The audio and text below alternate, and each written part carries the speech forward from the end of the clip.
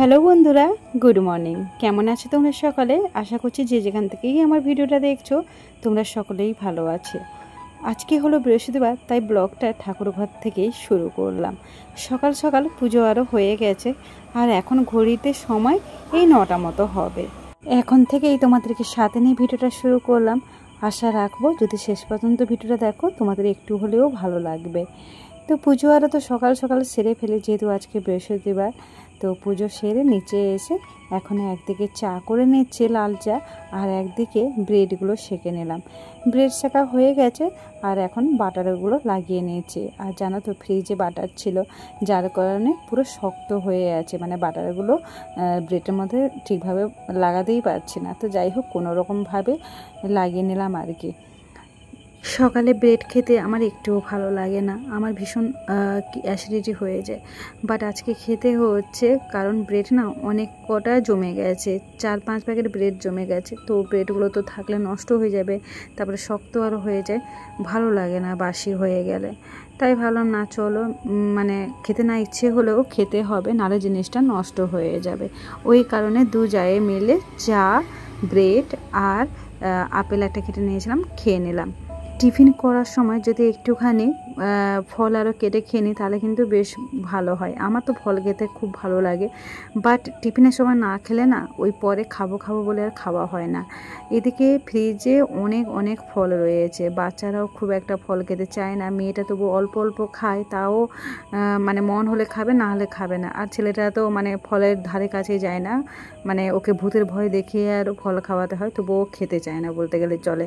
তো ওই কারণে একটা আপেল কেটে খেয়ে নিলাম। আমি খেয়েছি, যা আবার ফল খেতে ভালোবাসে না ও খায়নি। আর আপেল তো আমি আগে একদমই ছুতাম না, তবে মেয়ে পেটে থাকার পর থেকে একটু একটু করে আপেল আর মিষ্টিটা খাচ্ছি, নাহলে একদমই আপেল মিষ্টি আমি খেতেই চাইতাম না। তো যাই হোক, টিফিন করার পরে এই যে না, কালকে কিছু গ্রোসারি বাজার আনা হয়েছিল, 2 রকম 3 রকমের ডাল, চিনি, নুন, ছোলা। তো সেই সব আমি ডিবের মধ্যে ভরে রেখে দিলাম গুছিয়ে।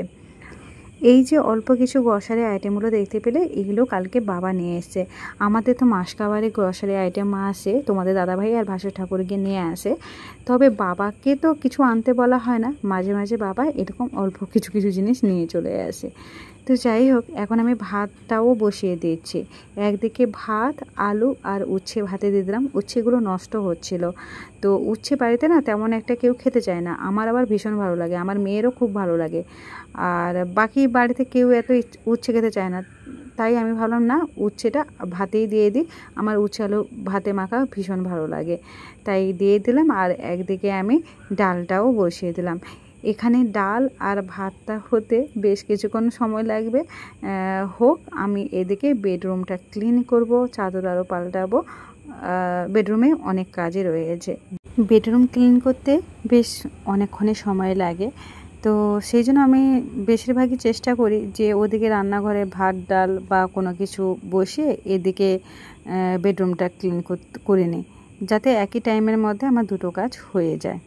আজকে তো আবার মেয়ের স্কুল ছুটি রয়েছে, এটা তো হাফ ইয়ারলি পরীক্ষা চলছে, তাই প্রত্যেক এক্সামের আগে 1 দিন 2 দিন 3 দিন করে ছুটি দিচ্ছে। কালকে আবার ম্যাথ এক্সাম রয়েছে, তো চাদরটা চেঞ্জ করে নিলাম। এই চাদরটা যখন নতুন ছিল তখন বেশ ভালো লাগতো, এখন বা একটু ধোয়াধুয়ি করার পরে রঙটা একটুখানি উঠে গেছে, বাট এই চাদরটা দেখতে বেশ ভালো লাগে। এই চাদরটা আমার দিদির ননদ আমাকে দিয়েছিল বিয়েতে, মনে হয় যত সম্ভব। উনি আমাকে আরও একটা চাদর দিয়েছেন, আর যতগুলো চাদর দিয়েছেন সবই হোয়াইট কালার।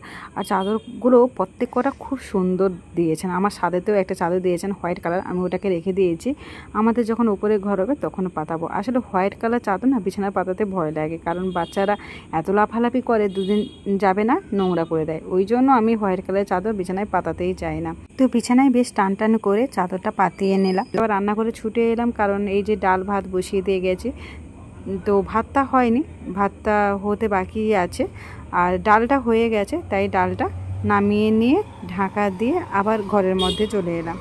ড্রেসিং টেবিল, টি টেবিল সব মোছামুছি করে নিয়েছি, সেগুলোর ভিডিও করে নিই, কারণ কয়েকদিন আগে ভিডিওতে দেখেছি, তো আমি রোজ একই জিনিস ভিডিওতে দেখাতে পছন্দই করি না। আমি ভাবি হয়তো তোমাদের ভালো লাগবে না, তাই জন্য আমি করি না। আর এখন সোফাটা গুছিয়ে নিচ্ছি। সোফার ওই ধারগুলোতে মানে খাঁজে খাঁজে বেশ ধুলো জমে যায়, তাই ঝাড়ু দিয়ে বেশ ভালো করে পিটিয়ে নিলাম।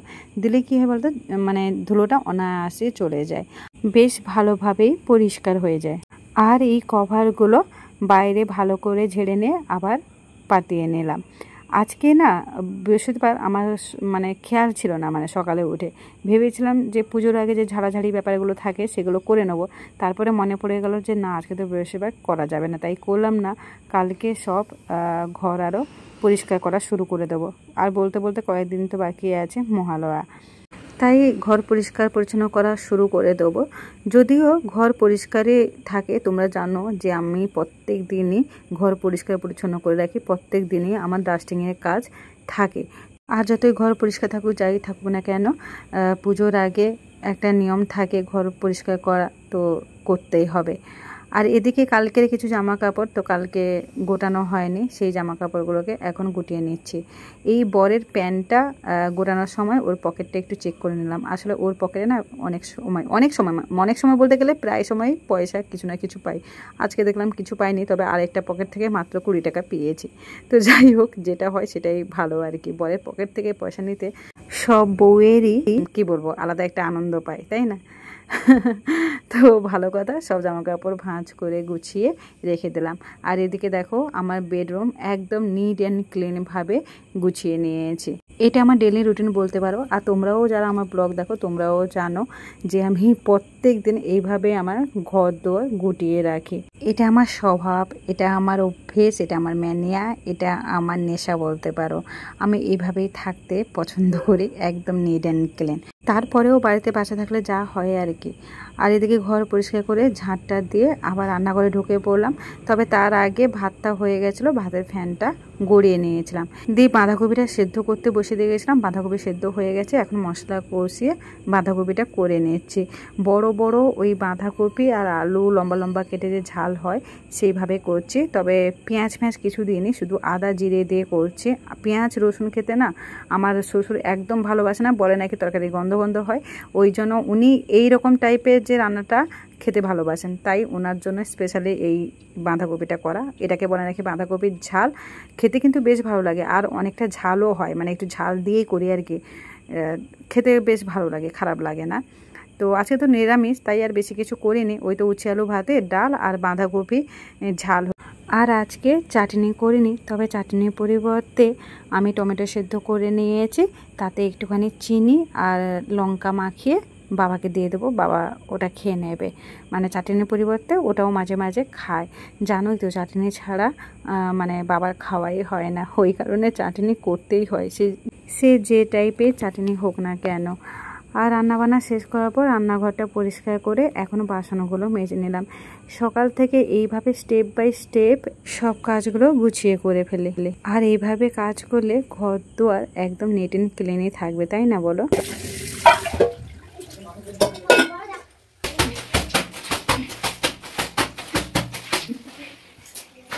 তো সকালবেলা যে এই চাদর আরও তুলেছিলাম, সেই চাদরগুলো সঙ্গে সঙ্গে গরম জল করে ভিজিয়ে রেখে দিয়েছিলাম। আর এই চাদরটা কাচতে আমার এত পরিমাণে কষ্ট হয় না, আমি জাস্ট বলে বোঝাতে পারবো না। চাদরটা তো অনেকটা মোটা, তাই প্রচুর ভারী হয়ে যায়, মানে তুলে যে কাছাকাছি করবো না সেটাই পারি না, তাই পা দিয়েও আমি কিছুক্ষণ একটু দোলে আরও দিলাম। তো যাই হোক, মোটামুটি পরিষ্কার হয়ে গেছে, তাই জন্য এই বিছানা চাদরটা পাতাতে আমি চাই না, তবে মাঝে মাঝে তো পাতাতে হয়, তাই না বলো? তার উপরে এই চাদরটা আবার তোমাদের দাদা ভাইয়ের নাকি প্রিয় চাদর। তো যাই হোক, চাদরটা আমি রোদে শুকাতে দিয়ে চলে এলাম। আর বেশিরভাগ কাছাকাছি না আমি রান্না বান্না করার পরেই করি, কারণ সকালবেলা অনেক ব্যস্ত থাকি আর কাছাকাছি করতে তো যথেষ্ট সময় লাগে, তাই জন্য আমি রান্না বান্না করার পর আরামসে কাছাকাছি করে নিই। ভালো ঝলমলিয়ে রোদ দিয়েছে, হয়তো কিছুক্ষণ পরেই শুকিয়ে যাবে। তো চলো, এখন আর তোমাদের সাথে শেয়ার করার মতো কোনো কিছু নেই, কারণ আমার মানে সব কাজ কমপ্লিট হয়ে গেছে, শুধু খাওয়া দাওয়াটা বাকি আছে। আবার হয়তো তোমাদের সাথে সন্ধেবেলা দেখা হচ্ছে। সন্ধে থেকে তোমাদের সাথে তেমন কিছু শেয়ার করিনি, কারণ বাড়িতে একজন মিস্ত্রি এসেছিলো, ওনার সাথে কথা বলছিলাম। তো যাই হোক, আবারও দেখা হচ্ছে ওই 7:30 বা 7:40 এরকম হবে। তোমাদের দাদাভাই অফিস থেকে এলো, তো আসার পথে দেখো KFC চিকেন নিয়ে এসছে। আসলে মেয়ে কয়েকদিন ধরে খাবে বলেছিল, আসলে কয়েকদিন ধরে না, মেয়ে সব সময় বলে KFC চিকেন খাবো, ওই জন্য ওর বাবাই নিয়ে চলে এসছে। তো চলো আমরা খেতে থাকি, আর আজকে ব্লগটা এখানে শেষ করলাম। টাটা, সবাই ভালো থেকো আর সুস্থ থেকো।